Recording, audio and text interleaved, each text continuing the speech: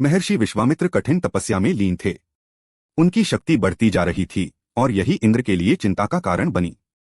उन्हें लगा विश्वामित्र की तपस्या पूर्ण हुई तो उनका स्वर्ग सिंहासन हिल सकता है।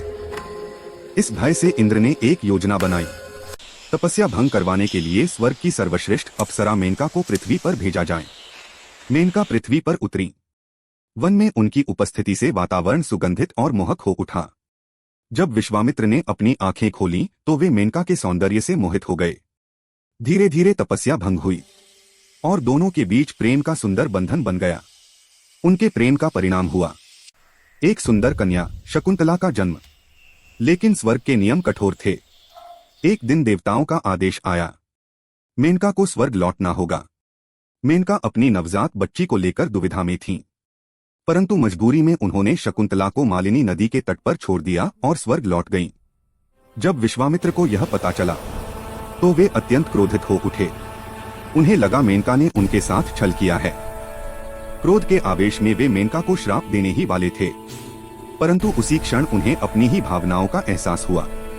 उन्होंने देखा मेनका ने आदेश का पालन किया है, धोखा नहीं, और अपने क्रोध को त्यागते हुए उन्होंने श्राप देना रोक दिया। लेकिन इस घटना ने उनके हृदय को तोड़ दिया। वे त्याग और वेदना से भरकर पुनः वन में चले गए। इधर कण्व ऋषि ने उस मासूम बच्ची को पाया और उसे अपने आश्रम ले आए। उन्होंने उसका नाम रखा शकुंतला। कण्व ऋषि के स्नेह में पलीभूत शकुंतला बड़ी होकर शालीन, सुंदर और करुणामयी बनी।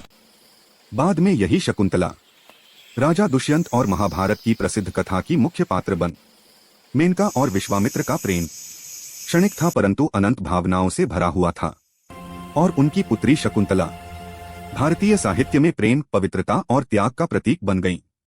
अगर आपको ऐसी ही पौराणिक कथाएं पसंद आती हैं तो हमारे चैनल सनातन हिस्ट्री हब को लाइक, शेयर और सब्सक्राइब जरूर करें।